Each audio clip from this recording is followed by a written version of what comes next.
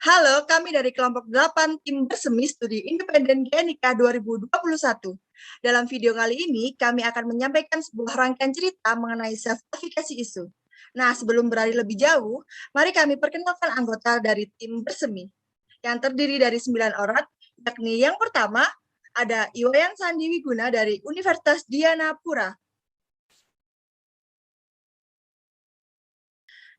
Yang kedua ada Abdul Khalid dari Universitas Mataram.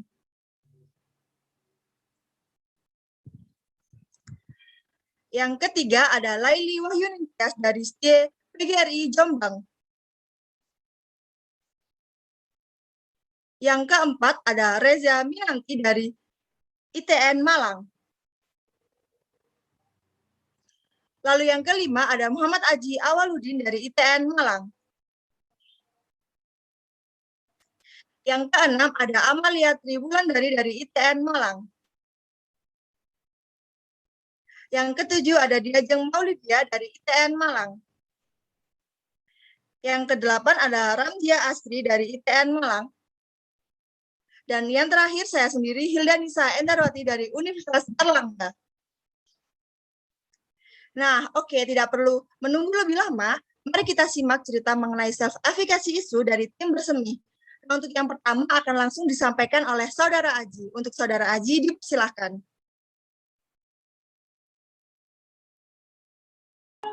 Terima kasih atas waktunya Mbak Ida. Saya di sini akan menjelaskan tentang pengertian self-efficacy.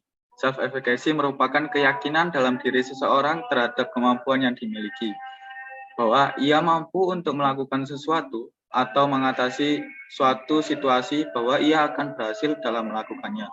Menurut beberapa pakar yang berpendapat mengenai self-efficacy, antara lain yakni Bandura mengemukakan bahwa self-efficacy merupakan keyakinan orang tentang kemampuan mereka untuk menghasilkan tingkat kinerja serta menguasai situasi yang mempengaruhi kehidupan mereka. Kemudian self-efficacy juga akan menentukan bagaimana orang merasa berpikir dan merasa memotivasi diri mereka sendiri dan merasa berperilaku. Sekian dari saya untuk penjelasan pengertian self-efficacy. Kembali ke Mbak Ida. Terima kasih. Oke, terima kasih Saudara Aji atas penjelasannya mengenai self-efficacy isu. Nah, gimana? Cukup jelas bukan yang disampaikan oleh Saudara Aji mengenai pemahaman dasar tentang self-efficacy. Selanjutnya kita akan mendengarkan cerita mengenai self-efficacy isu yang akan disampaikan oleh Saudara Amalia dan Reza. Untuk Saudara Amalia dan Reza, waktu dan tempat dipersilahkan.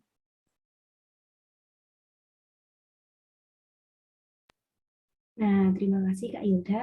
Jadi di sini ada seseorang bernama Salman nih.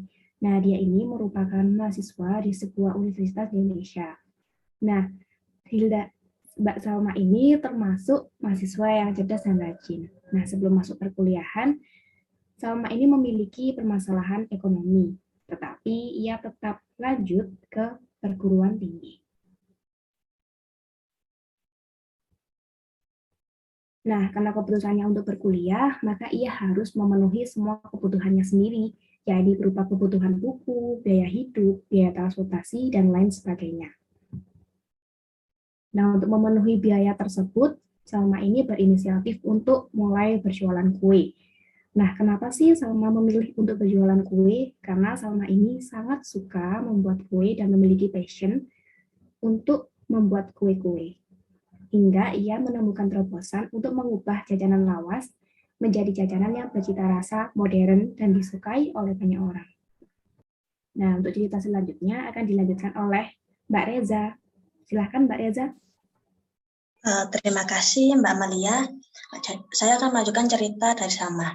Jadi Salma itu mulai menjajakan dagangannya itu secara online. Nah, pada awalnya Salma itu mendapatkan banyak orderan, tetapi penjualan itu mengalami penurunan akibat kekecewaan pelanggan. Nah, jadi Salma itu tidak percaya diri untuk menjajakan dagangannya. Nah, karena hal itu Salma menjadi sedih dan murung, sehingga mempengaruhi semua aktivitas dalam kehidupannya. Jadi dari hal tersebut itu membuat ibunya sampai khawatir. Nah, awalnya sang ibu itu memberikan saran supaya Salma itu bekerja di toko sebagai kasir. Namun Salma tidak bisa karena bekerja di toko itu bertabrakan dengan jam kuliahnya. Selain itu, Salma menjadi pribadi yang ragu-ragu untuk mengambil keputusan dan cenderung diam. Ibunya Salma itu terus menyemangati Salma supaya Salma itu bangkit kembali. Namun, Salma masih ragu-ragu dan murung karena teringat oleh masa lalunya tersebut. Suatu ketika, Ibu Salma memberi banyak baju, tetapi karena terdapat permasalahan, sehingga baju tersebut tidak digunakan. Dan Ibu Salma itu berinisiatif supaya untuk menjual di marketplace dengan bantuan Salma. Tetapi awalnya Salma itu menolak karena Salma itu teringat kenangan masa lalunya tersebut. Tetapi Ibu Salma dari Salma mencoba meyakinkan Salma. Berbekal keyakinan itu, Salma berani berjualan di marketplace, tentu masih didampingi dengan sang ibu. Semakin hari penjualan Salma semakin meningkat. Begitu juga dengan kepercayaan diri Salma. Kini, ia semakin terlatih menghadapi permasalahan yang ada di toko online-nya. Berkat pekerjaannya saat ini, Salma dapat memenuhi semua kebutuhannya, bahkan dapat menabung untuk kebutuhan masa depannya. Nah, jadi seperti itu Mbak Hilda cerita tentang Salma. Saya kembalikan ke Mbak Hilda lagi ya. Wah, oke. Terima kasih Saudara Amalia dan Saudara Reza atas penyampaian ceritanya oleh tokoh Salma ini. Gimana? Cukup menarik kan apa yang sudah dialami oleh tokoh Salma mengenai permasalahan self-efikasi dan tentunya cerita yang sudah disampaikan oleh Saudara Amalia dan Reza. Nah, sekarang kita akan memasuki sesi tanya-jawab mengenai permasalahan yang dialami oleh tokoh Salma nih. Untuk pertanyaan pertama, ya ini mengenai apa sih yang terjadi pada tokoh Salma ini? Silakan untuk Saudara Abdul. Terima kasih Saudara Hilda mau sebagai moderator. Apa sih yang terjadi dengan Salma?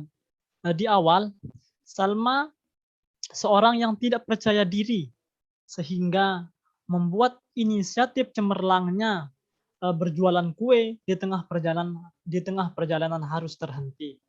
Tetapi karena dorongan atau motivasi dari lingkungan keluarganya, terutama ibunya, Salma kemudian bangkit dan meningkatkan kepercayaan dirinya. Sehingga dengan bisnis barunya, yakni dengan berdagang baju di marketplace, orderannya semakin meningkat. Begitu, terima kasih. Saya kembalikan ke Saudari Hilda, moderator.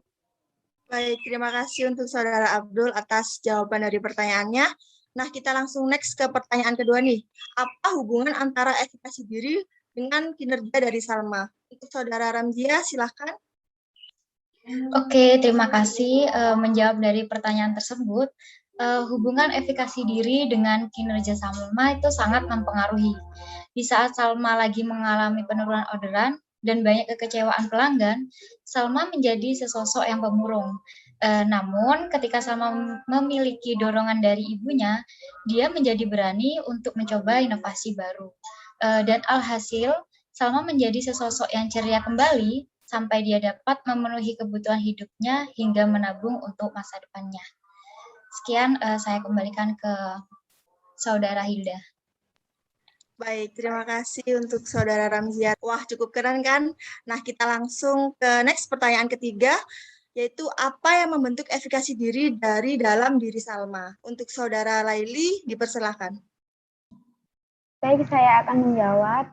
Yang membentuk efikasi dalam diri Salma, ia memberanikan diri untuk berjualan di marketplace meskipun awalnya ragu.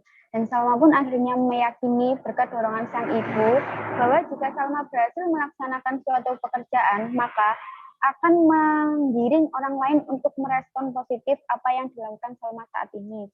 Dengan begitu, efikasi dalam diri Salma akan meningkat dan itu sangat berpengaruh dalam kehidupan. Seperti itu, kembali ke Saudara Hilda. Baik, terima kasih untuk Saudara Laili. Nah, kita beralih ke pertanyaan yang terakhir nih, yaitu bagaimana cara mengembangkan efikasi diri yang akan dijawab oleh Saudara Lydia. Untuk Saudara Lydia, dipersilahkan.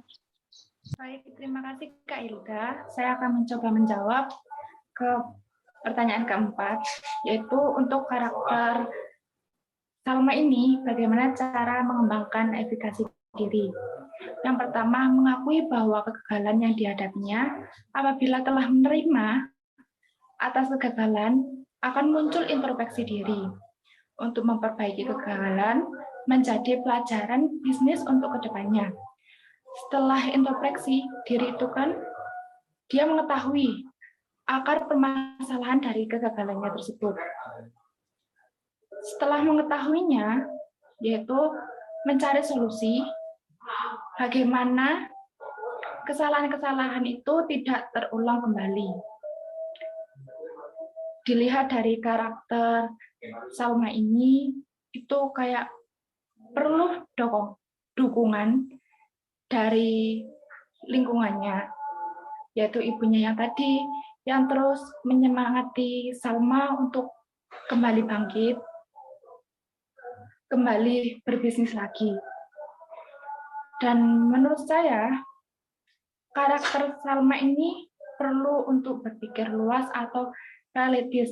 Bagaimana seorang yang bisnis itu akan mengalami pasang surut perjualan dengan adanya pesaing antar pedagang. Hal itu tuh sudah umum, sudah banyak terjadi. Untuk kejadian tersebut, kita sebaiknya itu mengambil dampak positifnya dari hal tersebut dengan memicu motivasi untuk mencoba suatu inovasi yang baru. Sekian dari jawaban saya kembalikan ke Kak Hilda. Oke, terima kasih untuk Saudara Lydia atas jawabannya. Mantap nih solusi yang sudah disampaikan. Oke, cukup mudah dipahami kan tanggapan mengenai permasalahan yang dialami oleh tokoh Salma dan pertanyaannya sudah dijawab oleh rekan-rekan dari tim bersemi. Nah, tidak terasa nih sudah memasuki sesi terakhir dari rangkaian cerita hari ini. Untuk kesimpulan dan closing statement akan disampaikan oleh Saudara Sandi. Waktu dan tempat dipersilahkan. Baik, terima kasih Kak Hilda. Di sini saya akan menyampaikan kesimpulan dari apa yang sudah disampaikan oleh teman-teman saya. Yang pertama, apa sih itu pentingnya self-efficacy? Self-efficacy membantu menimbulkan kepercayaan dari diri kita sehingga kita bisa terhindar dari keraguan dalam mencapai tujuan kita. Nah, yang kedua, bagaimana sih caranya meningkatkan self-efficacy diri kita?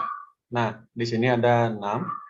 Yang pertama, kita perlu melakukan introspeksi diri, yang mana kita perlu mengetahui apa saja kelebihan kita, apa saja kekurangan kita, sehingga kelebihan kita bisa kita asah dan kekurangan kita bisa kita perbaiki, seperti itu. Yang kedua, ada peningkatan penguasaan kerja. Yang ketiga, ada evaluasi kinerja. Jadi setelah kita meningkatkan kinerja, kita perlu mengevaluasi agar kita bisa meningkatkan kinerja kita. Yang keempat, adanya figur atau model. Figur atau model ini penting karena sebagai acuan kita dalam mencapai tujuan. Seperti itu. Kemudian yang kelima, ada memperoleh penguatan dari lingkungan sekitar. Baik itu dari sahabat, dari keluarga, dari orang-orang terdekat. Kemudian yang keenam, kita perlu yang namanya sabar. Sabar untuk menghadapi kejadian-kejadian yang kita alami selama hidup. Seperti itu. Kemudian yang ketiga, pentingnya lingkungan sosial. Nah, apa sih pentingnya lingkungan sosial? Seperti yang sudah kita dengar tadi dari Kak Reza dan Kak Amalia, di situ sudah diterangkan bahwa Ibu Salma ini membantu Salma untuk meningkatkan self-effikasinya. Maka dari itu, penting dari kita untuk memiliki lingkungan sosial yang positif, yang suportif, agar bisa meningkatkan self-effikasi dari diri kita. Kemudian yang berikutnya, ada pesan mengenai self-effikasi. Di sini saya mengutip dari internet, kata-katanya adalah, tidak ada yang bisa menghentikan dirimu kecuali dirimu sendiri. Mungkin sekian, Kak Hilda, saya akan kembalikan. Terima kasih. Oke, terima kasih untuk Saudara Sandi atas closing statement-nya.